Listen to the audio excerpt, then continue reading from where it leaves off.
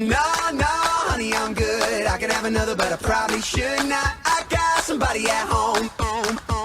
It's been a long night here and a long night there. And these we're back. We are back. It's been a long night here and a long night there. That's right. And these long legs are everywhere. I will another call from management. Hey, no. That was a song. I was just repeating the song. Oh, man. Bad boys of Christian radio. So another repeat. Another repeat, absolutely. More than a two-timer. So beautiful absolutely. Jenifer Duguay. Duguay. I got it right the first time. Yes. I messed it up. I should have gone with that. Yes, you did. Welcome back to the show. Well, thank you so much for having me. And of course, again, a participant in the calendar, and thank you so much for your contribution to that. It was a major success, and of course, I'll have to do a little brag out, shout out for the Berkshire Hathaway group that we ended up raising $401,000 for Sunshine Kids. 401. Wow. That is awesome. And and in this room, by the way, these ladies were great participants of the calendar that raised over $20,000 for the Sunshine Kids. And for those who don't know, Sunshine Kids obviously is an organization that provides a lot of services to children who are going through cancer and related illnesses right there. So great organization, and we really, really, really appreciate everything that these three ladies have done, as well as all of our other Power Women of Real Estate to raise that money with us. This is the RE/MAX segment. I don't want to leave RE/MAX out of this. Oh no, absolutely no. This is the RE/MAX Power Women show. In fact, Well, believe it or not, a lot of fun. the RE/MAX people actually stepped up first. Just saying. And for all those who couldn't hear him, Wispin says they stepped up first. I was trying to fade out on that thing. So you bring a different perspective today because you are in Pearland. I am. What is happening in Pearland? We're busy, but like Lois mentioned, it's really just kind of based on, well, you talk about areas, but really it boils down to neighborhoods. You have some neighborhoods that are really hot and some that are not so hot. But again, you also have the price point. So anything in our area under $250 is multiple offers all day long, but anything above $250 is sitting on the market a little bit longer than normal. So other than price, how about set by subdivision? What's hot and what's not? Well, there's a lot of new subdivisions coming in along the 288 corridor. Shadow Creek has always done very well, but we also have a lot of new neighborhoods coming in, such as Pomona, which is a beautiful community. It's a smart living community. So they offer all the technology and... So do people move there to be close to Killen's barbecue? I mean, they just want to know. Yeah. Well, of course, Killen's barbecue is my favorite. So and to give out, I guess, a shout out to Ronnie. Absolutely. So. Oh, absolutely. Yeah, we'll send him an invoice, but you're welcome to go ahead and give us So let me tell you, I went there, and then I've been there obviously with Jen and everything. I am addicted to Killen's barbecue. I mean, I will literally be sitting there, and in my office, I'll be like, I got to go to Killen's today. Well, have you ever tried their that steak? good. That was probably the best steak I've ever had was at Killen. So it was like, it's not an overly impressive building or anything like that, but who cares? That food was outstanding. Yes. When I go, you have to roll me out. A lady who knows how to eat. I love it. Yes. So, but you mentioned 288. What's interesting is all that development going on 288. Past Shadow Creek Ranch. And what most people don't realize is once you get to Manville, which is right there, which isn't that 2 minutes away, basically. You have all that USDA financing down there, and so there's a lot of neat stuff going on all the way down to Angleton, in which there's a lot of opportunities, great subdivisions going in. We talked with Lois about this. Financing is really available, but also some 100% financing areas out there in your area, which is pretty neat. Yes, I think most of the new homes that are going in are within Manville and Rose Sharon, which do fall into the USDA qualifications. So. Absolutely, yeah. So that's pretty neat stuff. Talk a little bit about that because I've got when I teach a class, I tell people, I said you need to take advantage of this, and I said, but you might take a little longer than normal. Has that been your experience working with USDA? Lois is over here cracking up. Yes, it does take a little bit longer than... Instead of a stopwatch, you're using a calendar, right? Yeah. It looks like, oh, really? You brought up USDA. But it is a little bit longer process than, say, maybe an FHA or conventional. Yes. But that is 100%. Well, what there's happens no is PMI. on a USDA loan, what it basically is it's a dual underwriting system. So you underwrite it from a USDA perspective. You have to send it over to USDA, and then they're going to re-underwrite it, technically speaking, to give you the guarantee. Okay. But, for individuals who are looking for financing, not necessarily have down payment and closing costs, they can go down there and they can find a home and get in for 100% financing. It takes a little bit longer, but it is a great product. And, it's always at the outskirts of Houston. So, one of the areas in which Jenifer's in, there's a lot of it out 288, as you mentioned, down to Manville and Rocheron, all the way through to Alvin and Angleton and all the things, way out there. So there's a lot of good stuff going on, and there's subdivisions going on both sides of the tracks now. I mean, tracks being a good thing right there. Right. And so, I don't want to be like, hey, tracks. That's where all the what was it? What did he say one time? The random people. The random people. All the and random that's people right. are down and there. they right? also said it only Yeah. took 15 minutes to get from Pearland to downtown. That is correct. And he Why? defended that to the death too. but- Yes, exactly.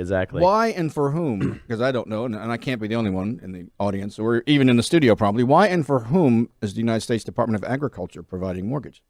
Well, they're providing it because it's considered what they call rural development. So it was originally intended for is individual. They wanted to develop some of the rural areas, basically old farmlands, et cetera, to be able to get financing for those individuals who oftentimes were working jobs remotely or coming into the city, going back out, a little bit lower income, and so they needed to have some assistance in regards to financing. So that's how it really started from that perspective, more on the farm side of things, and it sort of morphed. What kind of FICO scores do you have to qualify for USDA? 600 or higher. Yep. If somebody doesn't have a 600, what can they get that taken care of? We're going to be talking about that actually in our next segment. What an easy that was a little segue there. A little yeah, pop. Yeah, we got So James and Yolanda here with CRE are in the house, so we're going to be talking a little bit about credit. that is true right there.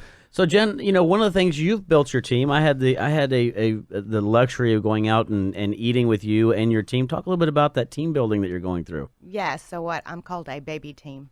So I have added a buyer specialist, Lauren Harmon, and she has just been a godsend. She's got engaged or just got married, didn't she? Well, she's engaged, Yes. and yes, so she'll be getting married May 14th. So, yes, and then we added Tanya Brown. She Right. is our client care coordinator, and she is another godsend and amazing.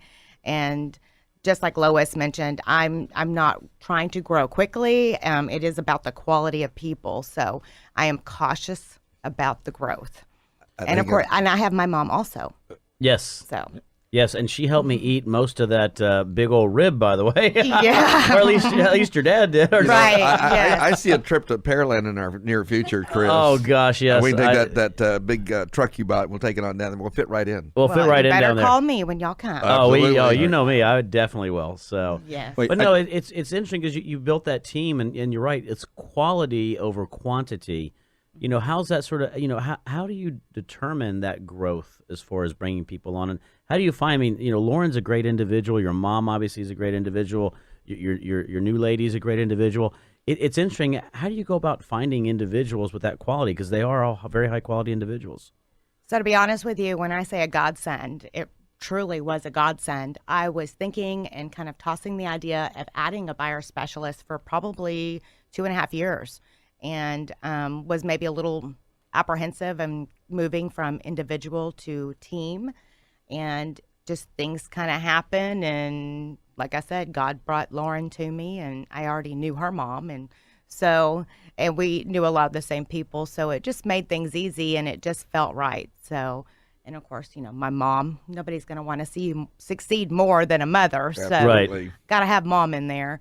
And Tanya, she was the same thing.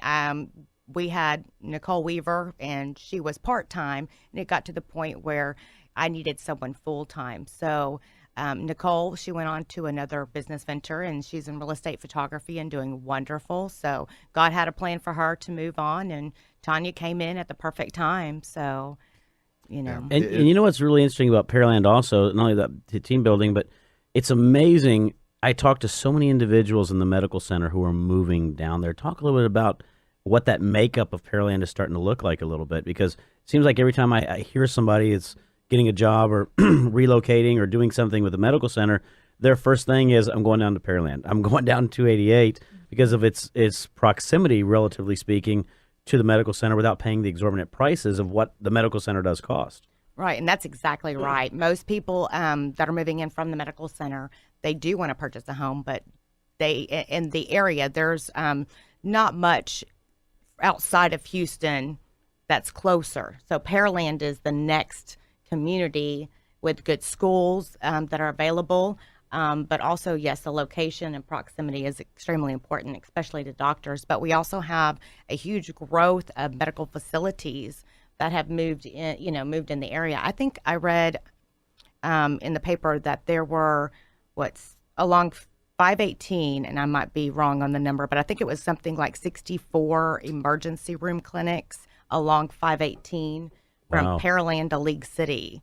So Are they that like is- more accident prone down in Pearland? I don't know, but I think they're everywhere because in Sugar Land, I believe they're all over as well. So, but we also have a lot of the Memorial Healthcare that has grown out there, and we also have a lot of specialty practices. So, And you guys have one of the nicest town centers. I never forget when I originally saw that town center down there. After it was opened up, it's absolutely gorgeous. A beautiful town center right there. With all the development, you mentioned Memorial, and they've got all that expansion going on right before you exit. But you have a lot of new development, commercial-wise, that's going on down there as well. yes, and also on the east side because not only do I serve Pearland, but I also serve Friendswood, League City, and Clear Lake. So there's just been exponential growth all over. You also serve, do you not, on the HAR Board of Directors? Recently I elected. do. How's that working out for you? Yes, Enjoying that? I love Yay. it. Should be I'm standing learning a stand to be lot. recognized, really. Yeah, so I'm learning a lot. It's been very interesting to learn a lot of the political side of things. So, I think in this last week we had the controller, Chris Brown, I believe is Chris Brown, the that city was- controller, to come by and tell us how broke we are. Yeah, Did he come to your thank you. MLS committee? Yeah, are you on the prestigious MLS committee? Yeah. No, well, not Good, neither surprised. we. It's Never very don't worry difficult to get about on it. that. So yeah, don't feel badly. Neither are I we. told you ahead of time I was going to reject you guys. How about Tony's? Are we going to see you at Tony's next Thursday for the major investors oh, I shindig? plan on it. Yes. Yeah, me too. So yeah, we the Rat Pack actually gathered up quite a few major investors. That's right, Yeah. Chance And we're Brown. not- and Feel we're us not- now? Yeah. You feeling the love out there? And we're not done yet. Yes, we're not done yet. So Rebecca, you going to be there? Hey, Rebecca needs to be a major investor. Yeah, There's one exactly. there. We need to get you guys in on the major investor. I'm going to talk to you about that after the show. That sounds like a plan. We can certainly we can talk that. about it. That's right. I think we can talk all you want right there. So that, but of course we talk about the Tree Pack, which is the Texas Real Estate Political Action Committee, and of course, Chris and Tim and I are all major investors, and you guys stepped up an extra $500 this year too. Yes, I stepped up Plus, to the you next brought level. in about 3 or 4. Right. I brought in about 3 or 4, and I think you brought in about 3 or 4, Tim. Sure did. So we're rocking it. We're rocking it. I'm a big believer in giving back to the community, but more importantly is also bringing information and visibility to things that are very important to the real estate community. And, because we all play in the same sandbox, and it impacts all of us. Viability if and something impacts real estate, We'll be talking it's more going to about impact Tim and me and all of us right here. So Yeah. And I don't think a lot of people understand what Tree Pack is. right, and and If you like the fact that you got a bigger homestead exemption now, you can thank Tree Pack for that, because we on Prop 1 that we got that passed, so it's now $25,000. Like we're against a break. We're You're doing up that little, against a that break. little spinny thing with your finger. that is correct. I was spinning it, saying you guys got to hurry up because the producer's looking at me, saying hurry up and get off. So, anyways, we have one more segment to go, but stay tuned. We'll be right back. when I was in production.